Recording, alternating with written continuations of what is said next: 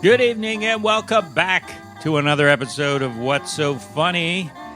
I am your host, Guy McPherson, and tonight our guest is the hilarious Joel Plaskett, Canada's songbird. No, wait.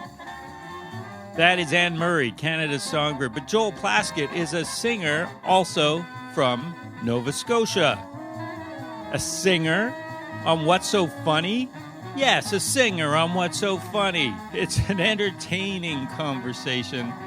Joel was in town with his father. They were on tour. He was playing the Vogue Theatre.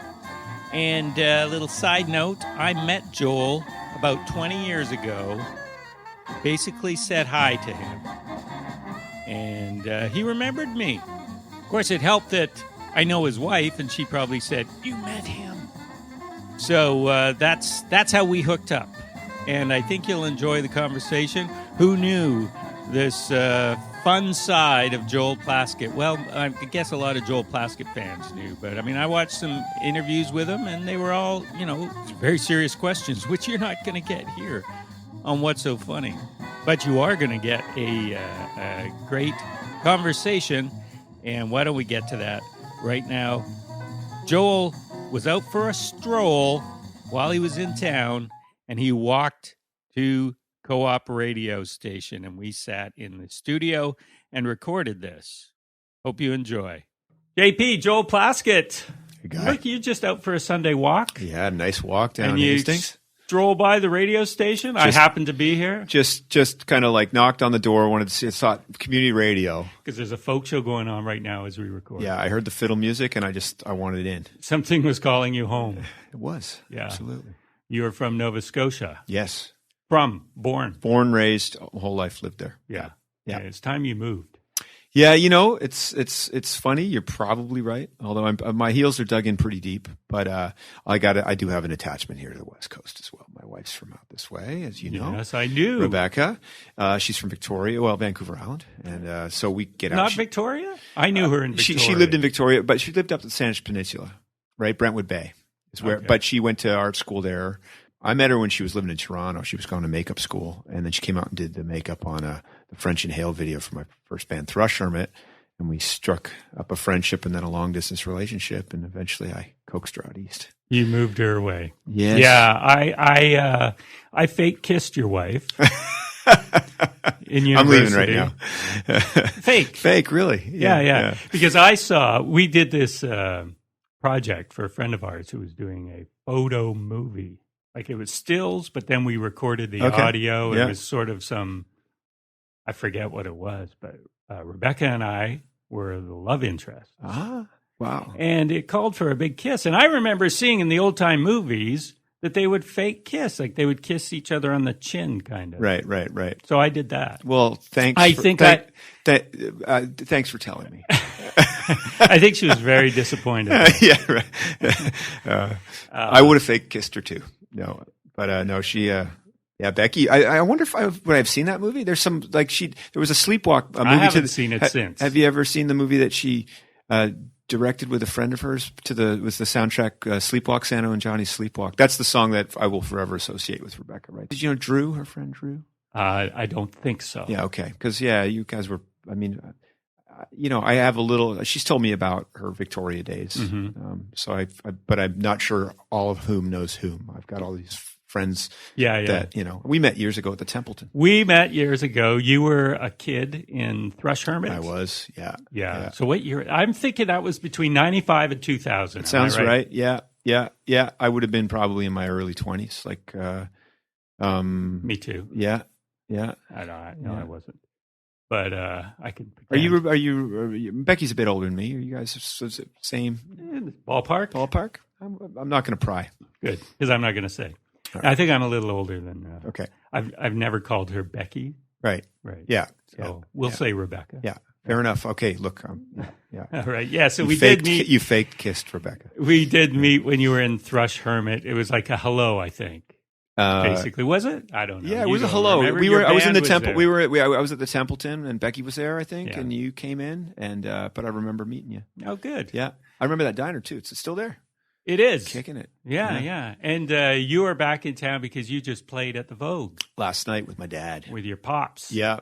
You're on tour with your dad. I am. Is that tense? No, it's fun, actually. My dad's having a blast. We were up late drinking Tullamore Dew last night with some friends. And no, it's been actually a really great tour. Yeah. Yeah. Because you played with him your whole life, obviously. Well, yes and no. He's played on a couple records of mine, but this is the first record we did where it's under Bolt. He's singing songs on it too. He's been a social sort of folk player his whole life, and he taught me the basics of guitar.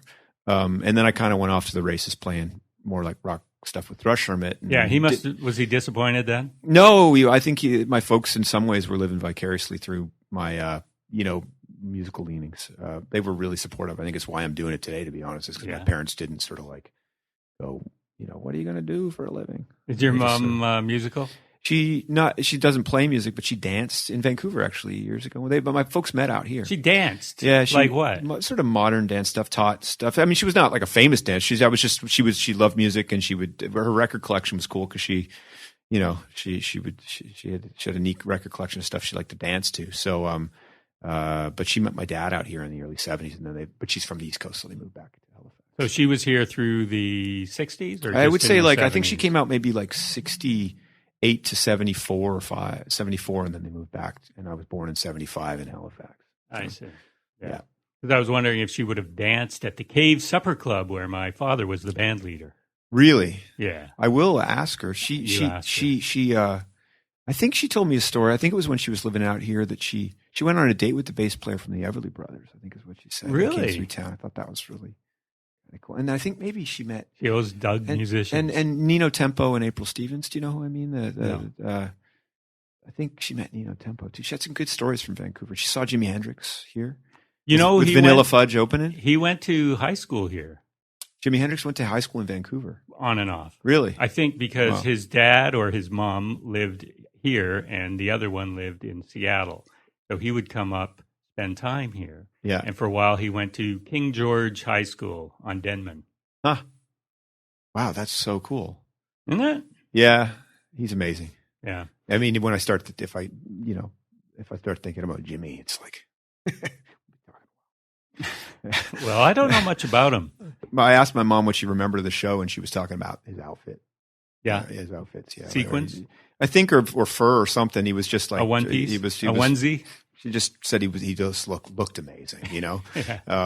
But yeah, I was kind of jealous. And she met your dad, who also a musician. Yeah. Was he a professional musician? No. But he played in a folk band in Lunenburg when I grew up. And he played here in Vancouver, with friends and stuff like that. And he's always played kind of socially, but he's never played professionally. And this tour, in some ways, is like getting him out on the road in a professional context, I guess. His name was on the marquee. His name is on the marquee before mine, so Yeah, how did that happen? Is it in his rider? Yeah, exactly right. Yeah. We've got some stipulations here, kid. But as a folk musician, he had to go to where the folk music was. Yeah, I mean, my dad's from England, right? He grew up in Dagenham, in the east side of London, there, Essex, I guess, and immigrated over here in like '67 or '8 on a bus pass, $99 for 99 days. Traveled through the States and wound his way to Vancouver a number of months later. I heard a song he was singing about his life. Okay, yeah, right, yeah. Where he said he was in Nashville or someplace. And down in New Orleans. Ended up in Vancouver. Yeah, exactly. That's on your latest album? It is, yeah. Called? Solidarity. Yeah. So now you and my dad. Your dad. Yeah. His name is Bill. Bill Plaskett, yeah. Why Halifax, though? Because of my mother. Lunenburg? Because of my mother. She was from Halifax. They moved back, and we landed in Lunenburg, where my dad started working in Bridgewater. He did heritage town planning. Mm-hmm. And that's what he's been doing for pretty much his whole life. He did it in Halifax. And now he's back in Lunenburg working a bit when he's not on the road. And so I grew up in Lunenburg till I was 12, which is a nice little town if you've ever been there. It's actually a historic heritage UNESCO site now because it's a very preserved old example of a German sort of settlement, Beautiful place, home of the Blue Nose. And lots of music down there, lots of just sort of on the porch, kind of in the kitchen, on the porch, that kind of thing, on the wharf. Yeah. He was in a band called Starboard Side down there. Yeah, spelt funny though, right? Yeah, sort of spelt kind of funny. Yeah. And you picked up the guitar as a young teenager. 13, something like that. 13. How long did it take you to become proficient? Couple of years, probably. I mean, I don't know, but maybe 3 years. I probably could play faster when I was 15 than I can now. You know, I was like into like Metallica solos. And stuff, yeah, you know what I mean? Like, and Jimmy Page was kind of my hero, so I was learning all the Zeppelin licks. You were like the lead guy. Well, it was two of us, and we were just like competing with each other. Like you know? Yeah, absolutely. Yngwie Malmsteen. Yes, yeah. Like I had an Yngwie record. Didn't last. It did. I still don't. I don't have it anymore, but it had a dragon on the cover. You know, I aspired for a year, but then decided no, that's not my efforts might be better suited placed into like trying to write lyrics. Oh yeah, I said this to Steve Bays when he was here. Like it amazes me, pop rock musicians. It's so hard because you have to write a catchy tune and then write freaking poetry to it. Yeah, like, there's two really hard things. You can't just say I'm done once you got once you have the it's true. You have to get a good melody. And the weird thing is it really works when for some reason I always feel like, and this maybe sounds weird, but I always feel like the hook is there when actually you can't separate the words from the melody. All of a sudden the language and the rhythm of those words and whatever the couplet is locks with the melody in a way where you feel like that's it. You can't extract them. You wouldn't put something else in its place. Like when they actually sort of land and the melody speaks the line. And you know, you always achieve that? No. I mean, you know when you do. Yeah, but when you have it and you're like, oh yeah, that's it. Like it's locked and it feels like these words belong in this melody. Mm-hmm. And sometimes a lyric will actually kind of almost have a melody to it. You know, you just if it rolls off the tongue a certain way and it moves up and down, I don't know. You know, I mean, I'm talking around it a little bit. But that's the idea. How many songs have you written? Take a ballpark. Probably registered with Soken. There's probably 150 or something like that. You know, I mean, I've got about 10 records and then some other stuff I've co-written with people. Any with dragons on the cover? Working on it. Yeah. Let me find that Jimi Hendrix like monument and try and go from there. Yeah. Do you know all your songs? No. I could. You'd have to relearn them. I would have to relearn some. But I've got a lot of them in there. If I'm playing on my own, I can usually drum up quite a few of them because I have a good memory for remembering lyrics. You have enough to coast now the rest of your career. I could just phone it in from here on out. I'm actually intending to. Yeah. You should. Because people want to hear what you've done. They just want to hear. They don't want to hear the new stuff. They want to hear the things that weren't quite hits, but hits Well, here's the thing. Like, so Thrush Hermit, how would you describe that? Power pop? Was it? I guess so. Fuzzy kind of 90s, independent. Power pop. I mean, there was like a bunch of alternative was the tag at that time in the 90s, and we were part of that same scene that Sloan came out of. Right, they were good friends of ours. Mm-hmm. That was my first trip to Vancouver as a musician was opening for those guys out here. Oh yeah, yeah. With your band, with Thrush Hermit. Yeah.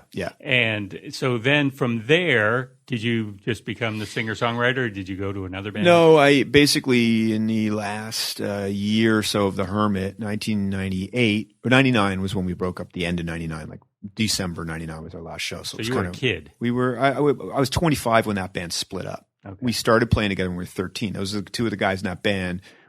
We called ourselves Nabisco Fonzie.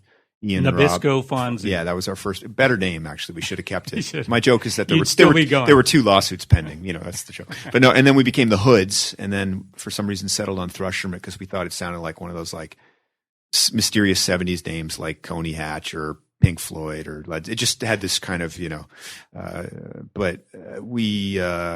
played till I was 25 and then we split up, and I had made a record called "In Need of Medical Attention," this solo record that Rebecca did the artwork for. That came out in 99 on the heels of the band breaking up right about the same time. Put a band together for that, which was a 5-piece, and then eventually that slimmed down to a 3-piece that became The Emergency. My drummer Dave Marsh and a bass player named Timmy Brennan at the time, and then we've had a couple of bass players, and I've been with this. So that's 3 pieces sort of been intact as it is for the past 10 years.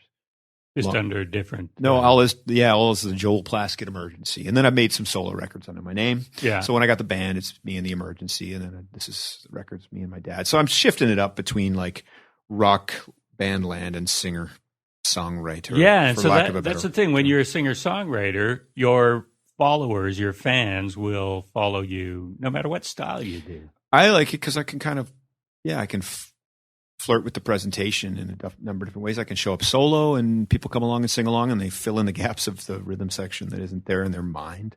Mm-hmm. Some people prefer the band and they come to more band shows, and some people prefer the folkier shows and they come to those. And then a bunch of the same people come to both. So it works well because it's what actually, for me, it's allowed me to get into different venues. I can play small venues on my own, larger rock shows with the Emergency, and I can kind of, it's allowed me to build a career in Canada getting into different places, because if I was doing the same thing all the time, then the venue options are limited. Whereas I'm able to maneuver my show. Oh, what would you like to do? Oh, yeah, let me, okay, right. You know? Weddings, parties. You, Fred, you're out. Yeah. You're gone. You know. Now you are, of course, nationally adored. Nice. Thank you. No, I feel like I'm lucky. I read that in the National Post. They've been good to me. The press has been good to me. I've been lucky. I mean, the funny thing is I've been kicking around long enough with The Hermit, and I started young, that a lot of the journalists, there's people that I know sort of, like it's like I'm doing interviews with people 10 years later. It's like, good to talk to you again. I mean, these are people like the people who are working at the local papers. Yeah. I've been there for years. And so I've kind of gotten to at least have a sort of nice rapport with some people. So I think I've been lucky in that regard, that kind of continue to get a little bit of attention around whatever I'm doing. Well, that's good, even though nobody reads the press anymore. No, yeah, I guess that's part of it. You need more Facebook friends. That's what you need. Working on it. I don't know. Do you tweet? Yeah. Tweet? Do you tweet? You tweet? Yeah, I'm probably too active on Twitter. It kind of it's like a bit of a problematic format. Not problematic. It just sucks me in. Did you get in trouble on it? Not really. I mean, you get a little bit of like negativity coming at you here and there. If I say, I'll engage occasionally within sort of like political stuff I'm thinking about or whatever, and trying to draw attention to this or that.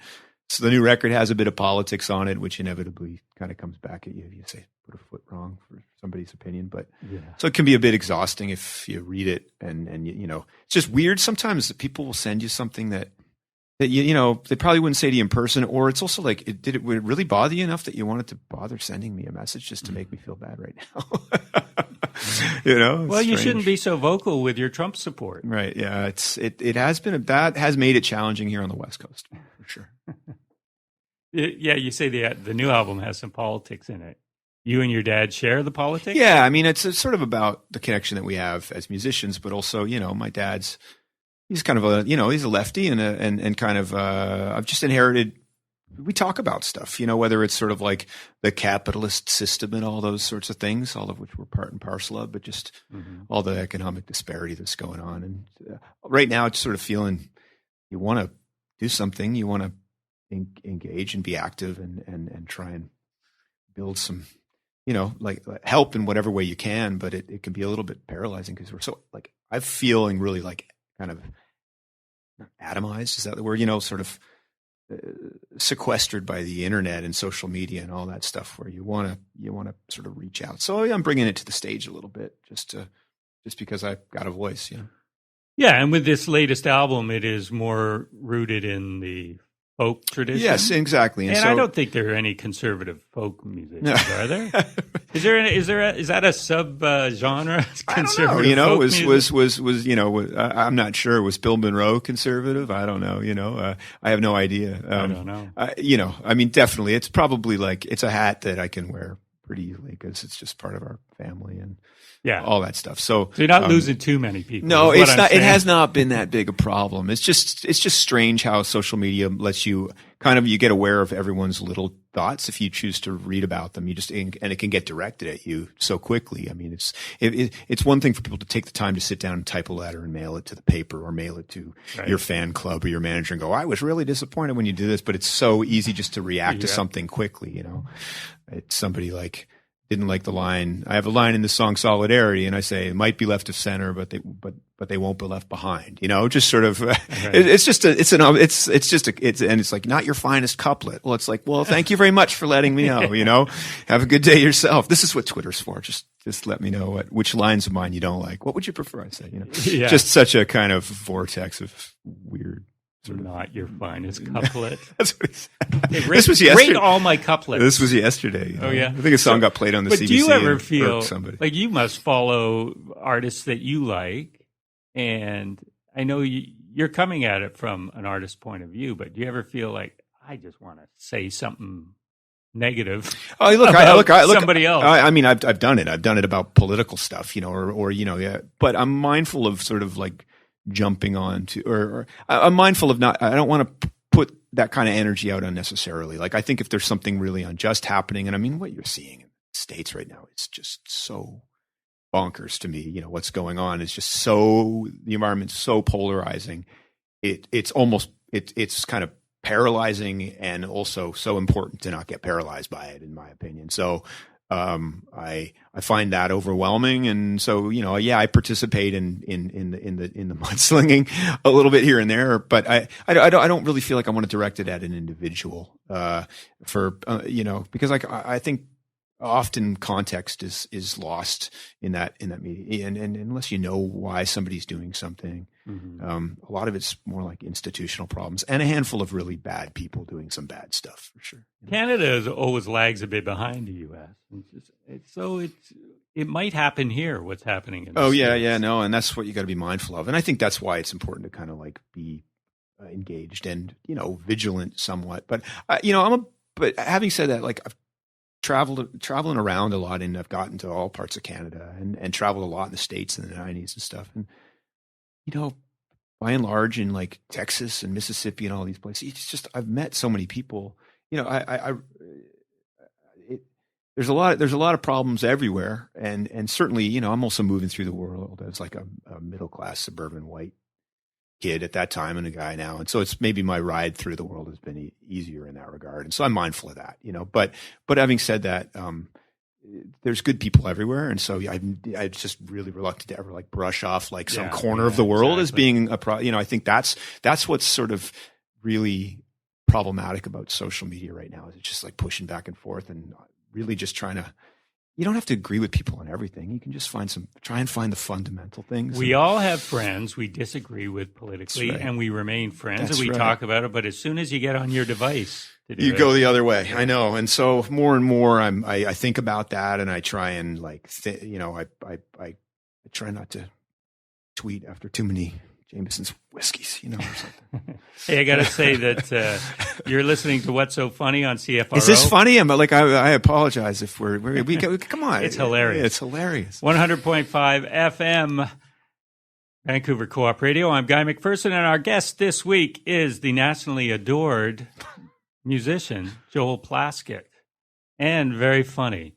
Hey, I said right off the top, I said JP, Joel Plaskett. I mean, I don't know if anyone's ever called me. Oh, I get called. My dad called me JP. Yeah. Yeah. Japes? How about Japes? I haven't got that. I'll take that and run with it. Any other?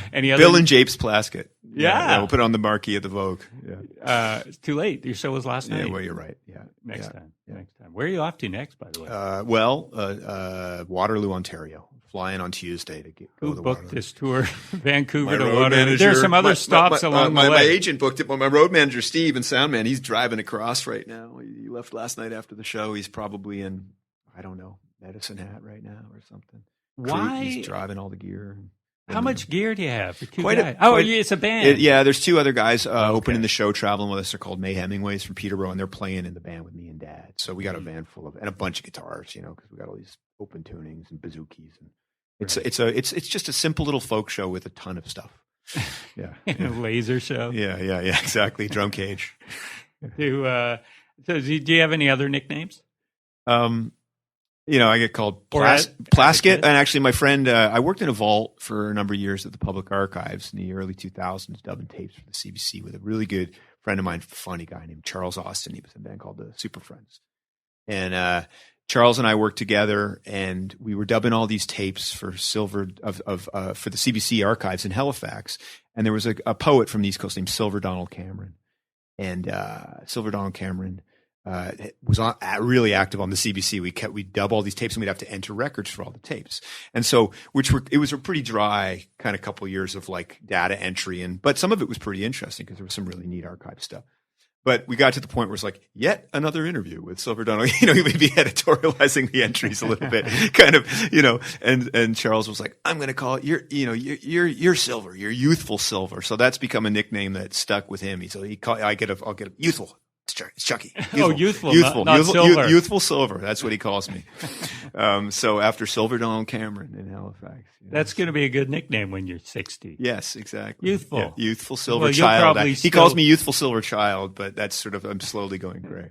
Oh, yeah. You know what I like about a lot of your lyrics is that you put Canadian references in them.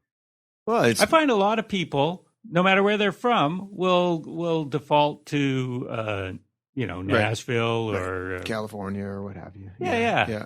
And I mean, you have some American references too. Do you have any British references? Let me think about that. Some Australian ones. I've spent some time in Australia. Okay. A lot of it's travel based, right? I love Ireland. I don't know if I've referenced Ireland in a song yet, place wise, but I mean, I often write about my hometown when I'm away. I think about Nova Scotia and Halifax and my family and all that stuff. And then I write about where I've been when I get home. That's often how it works. I think about who I met or what I did or what I dug about, and these memories. The grass is always greener on the other side. So I just kind of flip it back and forth depending on what mode I'm in. Yeah. I mean, and I've always loved Springsteen's sense of place, how he romanticized New Jersey, and I've been to that part of the world where he's from. It ain't that it is kind of romantic because he made it romantic, I've always sort of admired that, and so I think maybe I took that a little bit into, and I always loved the world that Chuck Berry stirred up with his lyrics too, like this sort of, I mean, it's not so much a place thing, but he kind of stirred up this sort of this version of America with cars in high school and all this, the idea of inhabiting some sense of place in the language that you have. And for me, it has to do with trying to represent who I am and what I've experienced and be kind of honest about that, but also with the observation of location, it can make it more interesting for me. Well, I think Canadian place names rhyme just as easily as anyone. And there's some good ones, But I think a lot of Canadian artists, and correct me if I'm wrong, but this is just my perception, is that they're almost maybe embarrassed of Canadian place names? But you got to give credit to the Hip because they're one of the biggest bands, and Gord, right? But only in Canada. Yeah, but only maybe that's why. Maybe there you go, right? And me too. My career is here. I mean, I've toured the States and I've gone elsewhere, but the only place I really can draw people and make a go of it is Canada, and maybe that's so. I just I sing about the Maritimes. The closer the gigs are to the back door, man. I'll write a song about your town if you can book me a show. But yeah, I mean that's why they're such a hugely celebrated Canadian band is because they reference the especially the kind of Ontario, Bob Cajun, these places that are meaningful to Gord. I mean, his poetry is really about this country, and so I admire that. I've toured and opened for them, and I found he's a really inspirational frontman and person and really a real poet. I think it's funny. It's really easy to get overwhelmed by the United States and also be fascinated by it because it's a totally fascinating place. I mean, sometimes from a distance with the jaw on the floor right now, but and I've written a little bit about some stuff, some travels down there over the years, but. And that's fair game. I'm talking about when somebody only exclusively. That's right. Yeah. Well, to me, it's sort of it's at that point it just feels like I've always found it. I've always just wanted to. I like idiosyncrasy. I like a sense of just somebody's own interior world. What you think about. That's what I love about Joni Mitchell. It's she was singing a lot about California. That's where she lived and still lives. But there's something you just kind of go. You go on a trip with Nick Lowe. I love his words too. I mean, he's less. He doesn't so much sing about places and stuff, but there's these personalities. A little bit of humor too is big for me. And what's so funny? I love music that has.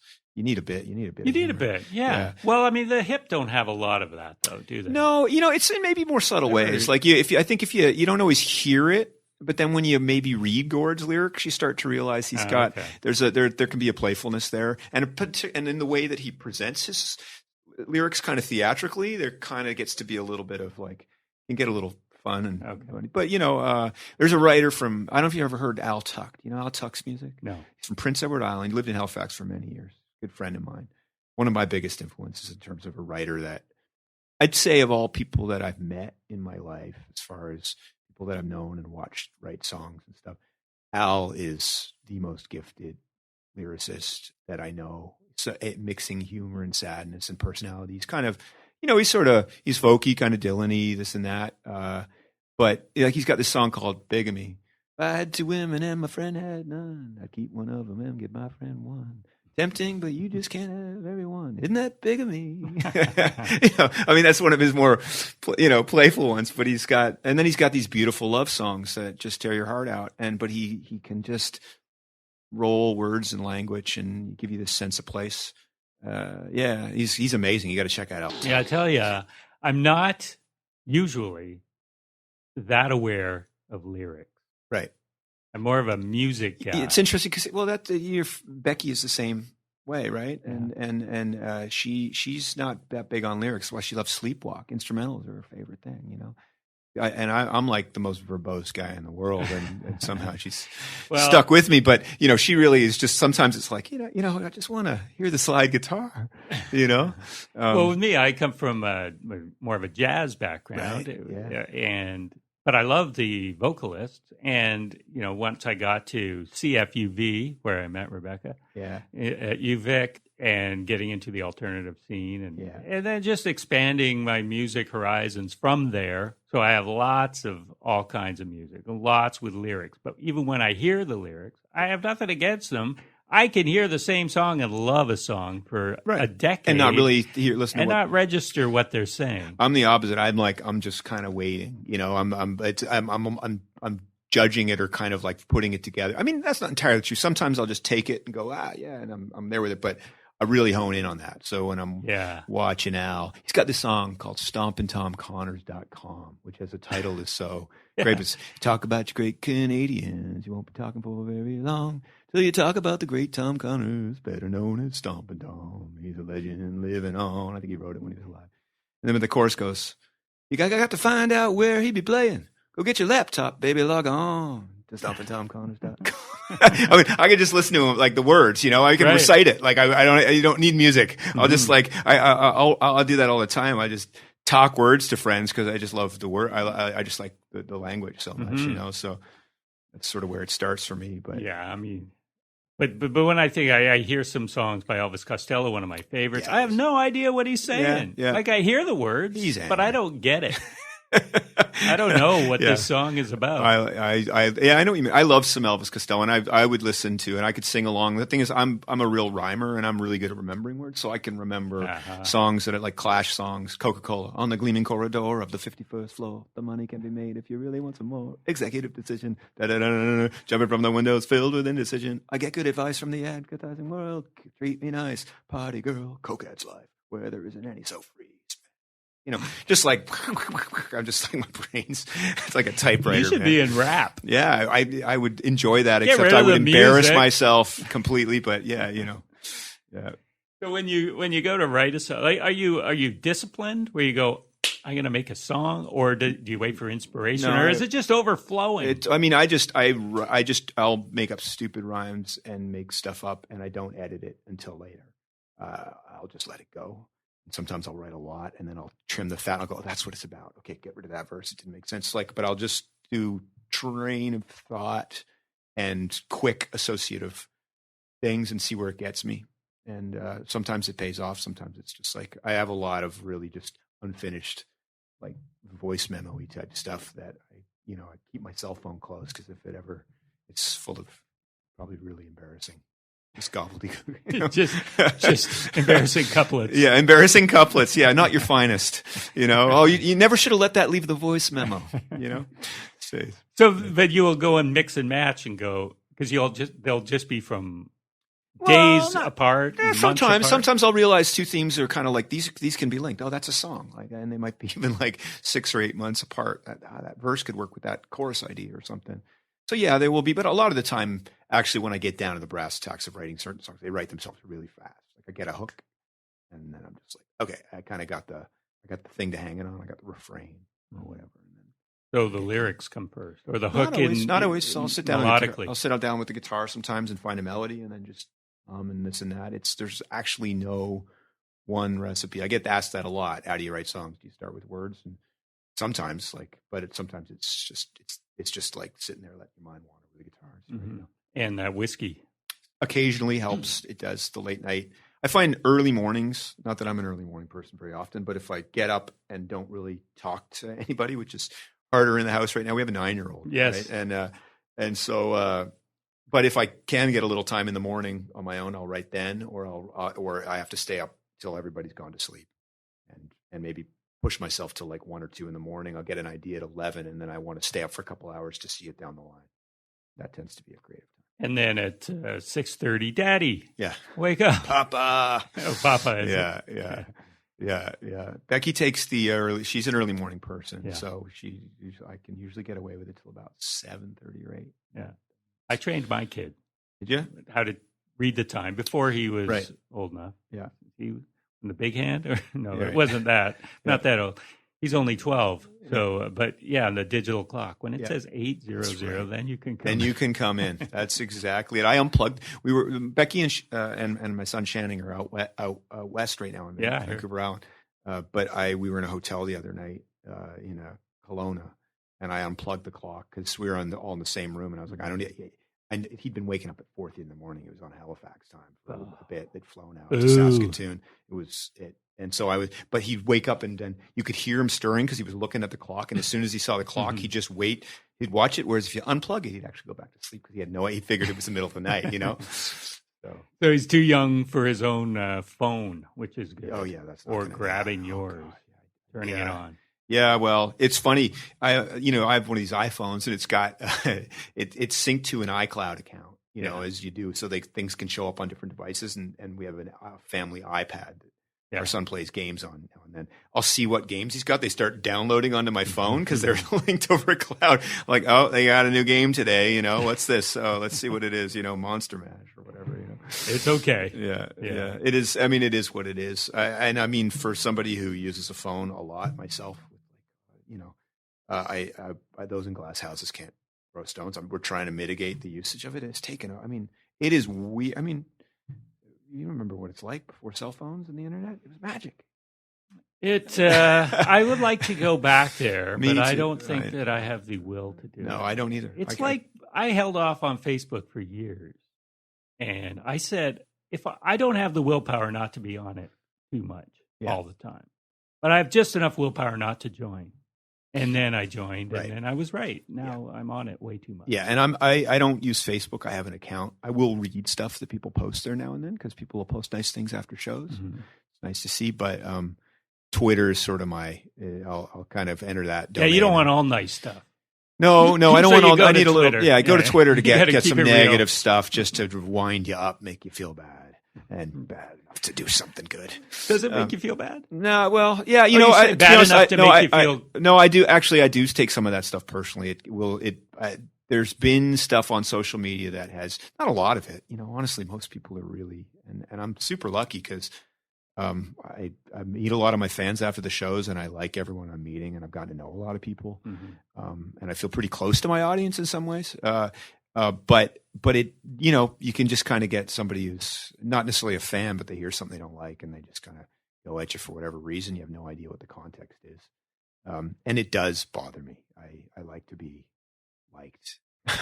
I just want to be liked. I just want to be loved. That Elvis Costello song. It's a great video where he's in the photo booth and the hands come in and touch his face. U2 ripped it off, I think, for one of their videos. But Elvis Costello, I think he did a live vocal performance. They shot it in like one of those photo booths that you go in by yourself, and he's using the track. But I think it's got a live vocal in the video. It's really cool. If you haven't seen it, it's great, beautiful. Yeah, well, somebody posted, or a few people have posted some interviews I've done on this show. Yeah. Onto YouTube. Okay. And you get a couple of them. Yeah, they've gotten hundreds of comments. Yeah. Some good. Yeah. Some have nothing to do with me. I skip over those. Yeah. And some negative. And I don't feel bad about them. Yeah. Because I feel many of them I agree with. Right. I go, okay, yeah. I'm a dullard. I get it. Yeah. And then the ones that completely misrepresent me or have me wrong, then I go, well, they don't know what they're talking about. So that doesn't bother me. So either way, I either agree with it or I think, well, they just don't know. No, I mean, I can let it go. And yeah, sometimes there's a valid point. It gives you pause for thought the next time around. Yeah. Right? It's just weird how it's all out there for you now. Like it never would have got to you in a time or it would have got you in a different way. Like if somebody was griping about what you did or whatever, pre-internet, pre-social media, then it'd be like some people were talking about you at a party, or somebody comes up to you and goes, you really shouldn't have done that, or maybe a letter would get written to the paper if you did something real terrible, but by and large, all that stuff was just kind of, you just sort of let bygones be bygones, and everybody sort of made their mistakes or said something a little bit off and got called on it or didn't get called on it, and you move on. Now it's just like a firestorm every time. It's just really, it's strange. I mean, I'm not subjected to much of that. But you read it, you can see how other people, there's a lot to be angry about. So it's just how much you want to engage it is the thing. So, well, always remember whenever you get a negative comment that you are nationally adored. Well, thank you. It's brought me to Vancouver. I got to say again that you're listening to What's So Funny on CFRO 100.5 FM, Vancouver Co-op Radio. I'm Guy McPherson, and our guest is Joel Plaskett. Joel is, as you know, a musician, singer-songwriter, lyricist. Songwriting singer. Yeah. So you go, well, he's not a comedian. What's he doing on this show? But here's the thing. We've had not just comedians on this show. We've had some authors, screenwriters, filmmakers, and a good handful of musicians. So we've had Steve Bays on a number of times. Right on. And Steve, so here's the connection to comedy. Sometimes you have to really struggle to find it. Okay. But so Steve has written I think he wrote the theme music for This Is That on CBC, and he does Paul Anthony's Talent Time. He wrote the theme to that here in town, and he's a big fan of comedy. I see him at shows all around I love town. comedy. I mean, good comedy. And then when it's bad, I just squirm and I can't handle it all. Yeah, well, this is kind of like music, though, right? It is. It's like music. We had Blaine Thurier from New Pornographers here. He directed some comedic films. So there was the connection. So what am I? But so are you about to ask me what I've done that's funny? Or no, I'm just trying to give you some examples. Okay, no, right? I appreciate it. Ewan Curry from the Sheepdogs. Yes, Ewan. Yeah. In high school, he did he performed for his school a Brian Regan routine verbatim. Great comedian Brian Regan, and he didn't say it was a Brian Regan. Oh, he didn't. But yeah, he's a huge fan of comedy and podcasts. Craig Northey, of course.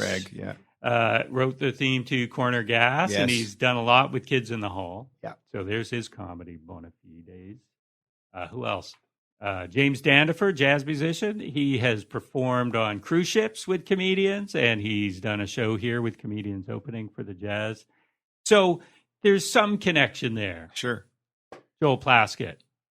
You love comedy. You just said I it. do. Any others? Have you had experience with comedians? Have you? I don't know too many comedians. I know some really funny people who are friends who I love to laugh, and we just go, down a rabbit hole and, laugh and get stupid. But I'm trying to think if I know anybody who's like a professional comic. A couple people in Halifax I know. I mean, I know Sean Majumder a bit, Mark Critch, the 22 Minutes guys, right? This guy, Tim McAuliffe, who's an old friend of mine. He used to sort of tour manage a band called the Local Rabbits out of Montreal, who are all really funny guys too. And they're some of my oldest friends from the early days of touring. But Tim now, he wrote for Jimmy Fallon, and now he's written this show, The Last Man on Earth or something he's been working on in California. He's a funny writer, very quick comedic writer. Some of my favorite comedians. I love John Candy. I mean, he's not, I don't associate him with stand-up, but man, FCTV is just like, oh God, FCTV is, sort of the gold standard. Was it on when you were a kid? Yeah. I remember watching it with my parents even to a certain extent, and watching the kind of, but probably some of it was getting into reruns. I mean, I was born in 1975. And so I remember it in like 1981. Right. Yeah. Being really young, 6. Yeah. Seeing it. And, there's one I really remember as a kid watching. I've never been able to find the skit again, but it was this guy, it was like a painting show, and he'd go like, Dali. He'd say Dali, like he'd paint something. I forget which guy it was too. I remember it as a kid. Yeah. So I don't know if it was Flaherty, or if it was, but I think he'd go like he'd do that or something. He'd make a sound with his mouth and go, Dali, and it was like this sort of whatever the painting. It was like a little sheep, like with a sun, or something. And now Sunrise Semester. Today, elementary drawing with your instructor, Salvador Dali. Hello. Listen, Dolly. Please. Rowing. Please, fine. So I really, interestingly about John Candy is Rebecca's folks for years when they lived up at the Sandwich Peninsula, they just moved down in the field. Alton rented some space in the field to friends of his to store vehicles. And there was a motorhome in the field for years, this old GM motorhome. And I went down there one day and I was walking through the field and I went out and it's this big green GM motorhome. And on the back of it, there's a spare tire with a cover on it. And it said, "In memory of John Candy." And I went up and I asked Alton, "What's up with the motorhome down there?" He goes, "Oh, that's a friend of mine. He bought that off John Candy's estate. That was John Candy's motorhome." And I was like, "That's really cool." And he said, "I think it might have been in a movie. It was the motorhome from Stripes. It was the same model." Oh, really? I'm assuming it was the exact same model. I looked up the motorhome from Stripes that you use as a vehicle. I forget what they call it in Stripes. And so I always thought that was really cool. Yeah. Always loved John Candy. Did you go rummaging through it? No, I didn't go inside it. I kind of peered through the windows. It was locked up. It belonged to a friend of his. I don't know where it is now, but I joked that I wanted to tour in it. I made I used to talk about it from the stage. Wouldn't and that go be like, great? "You need to buy some merch so we can buy the motorhome from Stripes and tour across, Yeah, I'll be John Candy." That'd be awesome. And I really like Ricky Gervais. He as far as modern, I love The Office, and that new movie that he just put out, Life on the Road. Oh, I haven't I loved heard it. of that. I loved it. It's on Netflix now, and he's revamped the David Brent character from The Office. Okay, and it is for me. It's so funny because it's really uncomfortable, but there's this sort of like pathos that you feel for this character, and you get to. I just think he's a really good. He's a great comedian and just a smart guy.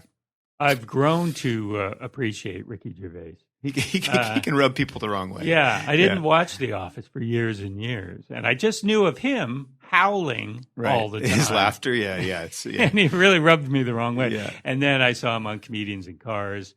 He was fantastic. And I've seen him in other things that I really like. And then I went back and watched The Office. It's really good. It's really good. He's a real button pusher, right? You know, and I love Steve Coogan. For some of the same sort of what was that road trip movie he that did? was great, wasn't it? Such a good movie. Yeah. Such a good movie. And that show Saxondale, have you seen that? No. It only ran for like a season and a half. He plays an exterminator who's really into classic rock in some rural town in England. He's a pet he's like an insect exterminator. And he drives around in a van, and he's got anger management problems. He's a sort of long-haired kind of bloke. And Coogan is so funny in it. That and the Alan Partridge character. I really like that English. These are your English roots. Yeah, I really, really jive with that. And your dad must love that stuff. Yeah, I think so. I mean, it's a different era. I mean, he liked Monty Python and stuff. But I got him to watch some of the English Office. For me, I think when I saw The Office when it came out, I was like 20. I don't know what I would have been 25, 26 when it was early 2000s, something like that. And for some reason it just clicked for me. It's kind of what Curb Your Enthusiasm did on an American comedy level, just that discomfort, that you feel watching Larry David howling, that for me is like, that's sort of my favorite kind of comedy that sort of pushes that sort of like the politically incorrect kind of like presumptions that people make and all that stuff. I find that to be a really fertile ground for comedy. You mentioned Sean Majumder. He was a guest on this program. Was he? Yeah, and I believe, this is also a podcast as well as a radio show. It was his very first podcast. Oh. I don't know if he's done one since. I told him not to, just so people want to hear Sean Majumder. Right. They have to come to this show. Exclusive. Yeah. How many podcasts have you done? I don't know. Everything's been sort of music stuff. I've never really done one as like free form as this, just gabbing. Yeah. I like it. Oh, good. You're good at it. Don't read the YouTube comments. It's all. He's a dullard. He's a dullard. Ouch. So you're from Nova Scotia, and I mentioned what did I say? Adored, nationally adored. But as nationally adored as Anne Murray, because she was from Nova Scotia. Absolutely right? not. I did meet Anne Murray. I played in Spring Hill at an event at this Anne Murray Center, I believe. This was years ago. Dad and I went up and did it. And Anne was there. She's kind of royalty, and back in Spring Hill and inOva Scotia and in Canada. She doesn't live there, though. No, she doesn't. I think she may still have. She's not back teaching gym. She lives in Ontario, I believe. But she was really nice, and I got a picture taken with her. Though I love the photograph. I have it somewhere. There was a shadow. I had sort of shortish hair at the time, but there was this shadow that cast behind me, and it really looks like I have this awesome kind of mullet. like my hair is sort of curly at the back because of the shadow. And when you look at it, I look sort of like a different guy, and I'm there with my arm around Anne Murray. Yeah. I love it. It's great. But, her version of You Won't See Me by the Beatles is really wicked. I don't mind most of her stuff. Yeah, I mean, I think she's a great singer. I don't know her records that well, but I found that as a 7-inch Annie's song. Did she do that? You Needed Me. Is that and I'm Snowbird. Her version of Gene McClellan's Snowbird is obviously, and he's an amazing writer. But I was just listening to an interview with Shep Gordon. Yeah, he was on WTF. Right, Shep was the remind me. It's ringing a bell. He was the manager for Alice Cooper. Yes, and there's a documentary that Mike Myers made of him called Superman. Yes, and his second client. I've got a copy of that. I got to watch that. It's really good. Yeah. Very cinematically done. Cool. His second client was Anne Murray. Alice Cooper to Anne Murray. Yeah, love it. Yeah. That's a neat time for music because it's just like. It's kind of everything's going on at once, and the genres were like, and it was any time for billing too, right? Shows were really eclectic. When you look at the cast of characters on some of these like festivals back in the day in the 60s and 70s, they were really kind of neat. You'd see like. Why was that? Why is it different now? Maybe it's as eclectic now. I don't know. Things seem more corporate now, right? There was less sort of corporate influence, I think, in festival programming. I mean, there's still some really great festivals happening. You still had people coming out of jazz. Jazz. There was sort of like the mix from jazz to rock, and the players. I don't know. It seemed like. Wouldn't be that far-fetched to imagine Miles Davis and Joni Mitchell on the same bill or something, doing I wonder. things. I don't know. In my dreams. Monterey Jazz Festival, now is that still a festival? And I don't think it's jazz anymore. I mean, a lot of the jazz festivals, I played the Ottawa Jazz and Blues Festival, like headlining a night. And I mean, I was kind of like, here's my version of the blues. Blah, blah, blah, blah, blah, you don't need to do that. Who played the Vancouver Jazz Festival last year? Who? The great jazz artist Sarah McLachlan. Yeah, so I mean, it's all. I mean, the thing is, they got to make them viable, right? And I beg your pardon. You saying jazz? Is no, not actually, viable? that could be taken the wrong way. No, I just mean that all the festivals have sort of like pushed the genres of whatever the longstanding name is, because it seems like it's always about trying to still get some people. And I mean, there's lots of jazz fans out there. Get me wrong. Digging a hole. I'm digging a hole for myself. I'm never getting out of this one. It's weird, though. I mean, a comedy festival doesn't have anything but comedy in it.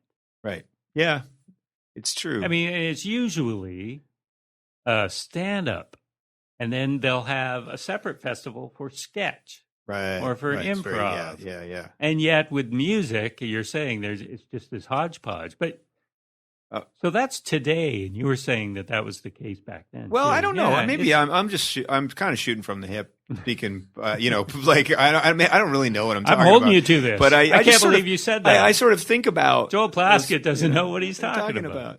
But I mean, I remember Steve Patterson did a little stand-up routine before we played one night, which was really fun. It was like I kind of wish there was more music and comedy shows together. There you go. It was kind of Steve Patterson, former guest of this. Oh, really? Yeah. Steve's great. Yeah, well, I mean, that's a connection right there. So he opened for you.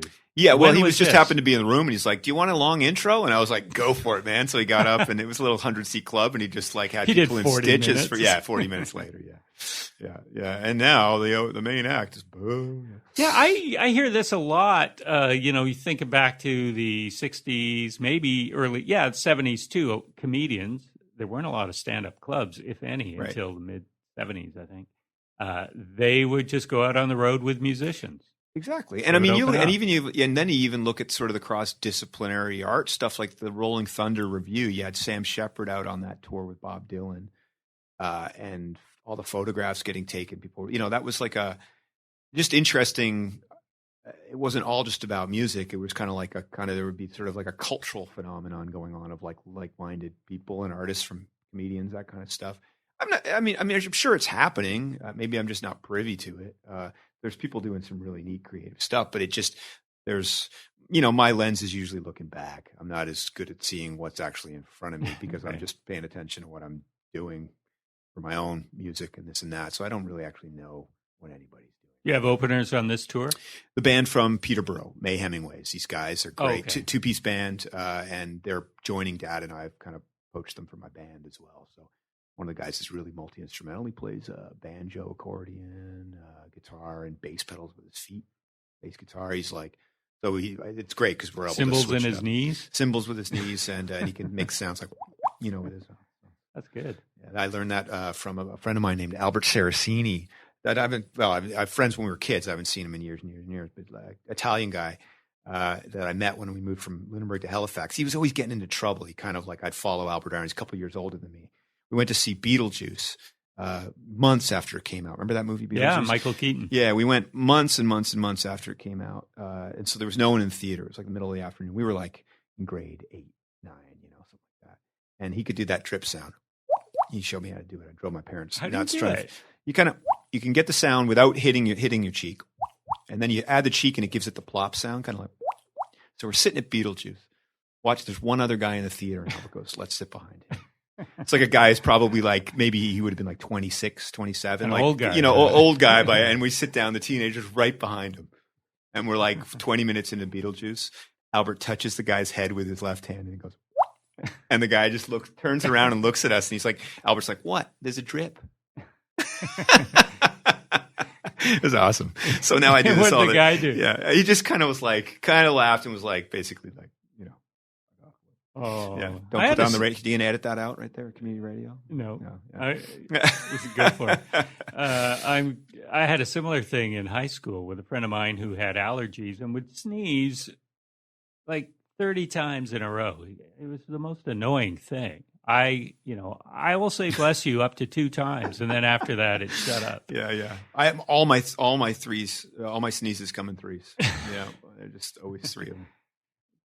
That's an album name. My sneezes come in threes. I have a triple record called 3 with a bunch of songs that use the same word 3 times. Roll and roll and roll and deny. You should have one where you sample your sneeze. I recorded it when I was 33, and I tried to put 33 songs on it, put 27. And I should have written a song called Sneeze, Sneeze, Sneeze. You should have. It would be true. Yeah. True, legit. Annoying as well, annoying. So we were at an assembly in high school with my friend. He got in this sneezing fit. Every time he sneezed, I gently blew on the person's neck in front of him.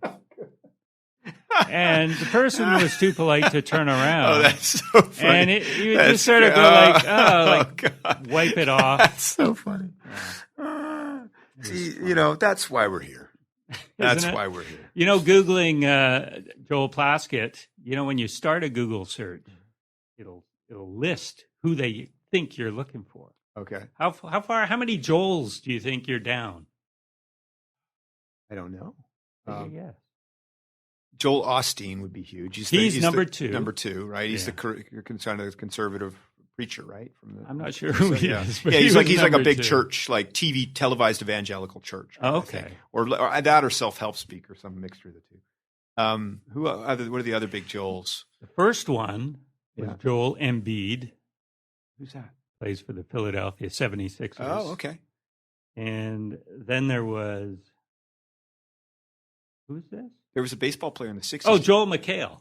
Don't know comedian who that is either. Comedian. Okay. Used to be on Almost Live in Seattle. Now he's nationally known. And then put me in the top 5. And then there was Joel Plaskett. Really? Yes. Number 4. All right. Swinging hard. Not even Joel McRae or Joel. Who's the guy from the musical about Nazi Germany? Joel Gray. I don't know who that is. Joel Gray. Come on. Cabaret. Oh, Life is a cabaret, my friend. friend. I did not see Cabaret. Well, you got to see it. I mean, is a Broadway musical? Yeah, and it was filmed with Joel Gray. Yeah, I think I can picture the cover of the movie or something. Liza Minnelli was in it. Oh, yeah. Okay, yeah, of course. So 70s or 80s?